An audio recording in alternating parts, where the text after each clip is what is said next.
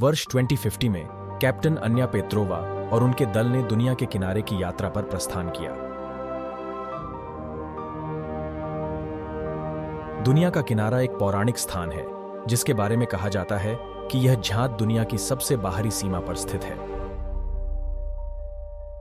Captain Petrova और उसका दल दुनिया के छोर तक पहुंचने वाले पहले व्यक्ति बनने के लिए दृढ़ संकल्पित हैं। उन्होंने अपने जहाज को नवीनतम तकनीक और आपूर्ति से सुसज्जित किया है और वे किसी भी चीज के लिए तैयार हैं। यात्रा लंबी और जोखिम भरी है। दल को कई चुनौतियों का सामना करना पड़ता है, जिनमें तूफान, खतरनाक पानी और खतरनाक जीव शामिल हैं।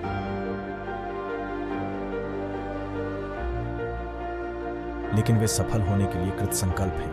अंततः कई महीनों तक समुद्र में रहने के बाद दल दुनिया के किनारे पर पहुंच जाता है।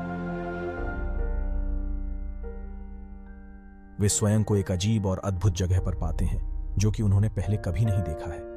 आसमान का रंग अलग है और पानी बिल्कुल साफ है। दल अजीब और विदेशी जीवों को पानी में तैरते और हवा में उड़ते हुए देखता है।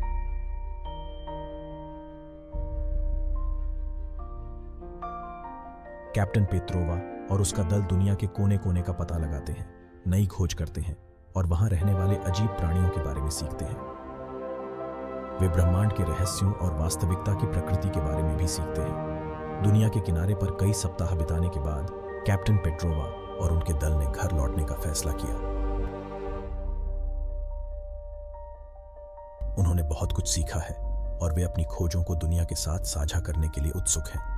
कैप्टन अन्या पेत्रोवा और उनका दल दुनिया के अंतिम छोर की यात्रा से नए ज्ञान और खोजों का भंडार लेकर घर लौटे।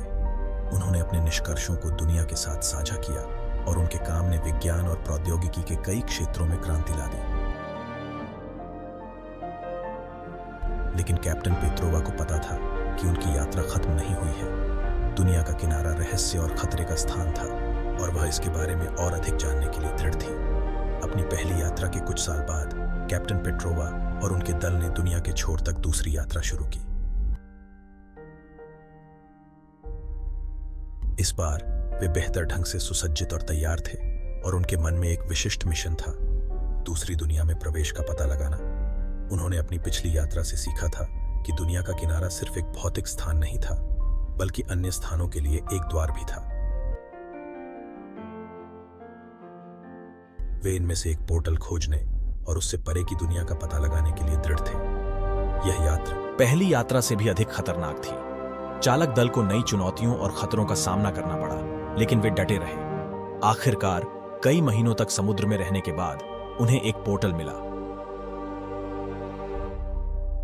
कैप्टन पेट्रोवा और उनके दल ने पोर्टल के माध्यम से कदम रखा और खुद को एक अजीब और अद्भुत दुनिया में पाया।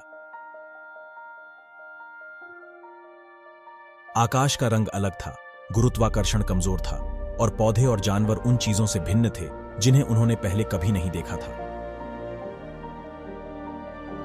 उन्होंने कई हफ्तों तक नई दुनिया की खोज की, नई खोजें की और इसके निवासियों के बारे में सीखा। उन्होंने यह भी पाया कि नई दुनिया खतरों से रहित नहीं है। एक दिन दल पर शत्रु प्राणियों के एक समूह ने हमला कर दिया। वे बहादुरी से लड़े, लेकिन उनकी संख्या कम थी और उनकी बराबरी नहीं की जा सकती थी। जैसे ही ऐसा लगा कि वे पराजित होने वाले हैं, एक रहस्यमय अजनबी प्रकट हुआ और उसने हमलावरों को भगाने में उनकी मदद की। अजनबी ने अपना परिचय एओन के रूप में दिया और बताया कि वह पोर्टल का संरक्षक था। उन्होंने कैप्टन पेट्रोवा और उनके दल से कहा कि वे इस दुनिया में आने वाले पहले बाहरी लोग थे। एओन ने कैप्टन पेत्रोवा और उसके दल को नई दुनिया और उसके निवासियों के बारे में और अधिक जानने में मदद करने की पेशकश की। उन्होंने उन्हें अपनी दुनिया में वापस लौटने का रास्ता खोजने में मदद करने की भी पेशकश की। कैप्टन पेत्रोवा और उसके दल ने एओन का प्रस्ताव स्वीकार कर लिया। उन्होंने अगले कुछ महीने एओन और उसके लोगों के साथ रहकर उनकी संस्कृति और जीवन के तरीके के बारे में सीखते हुए बिताए। उन्होंने यह भी सीखा कि अपनी दुनिया और नई दुनिया के बीच यात्रा करने के लिए पोर्टल का उपयोग कैसे किया जाए। आखिरकार कैप्टन पेट्रोवा और उनके दल के लिए अपनी दुनिया में लौटने का समय आ गया।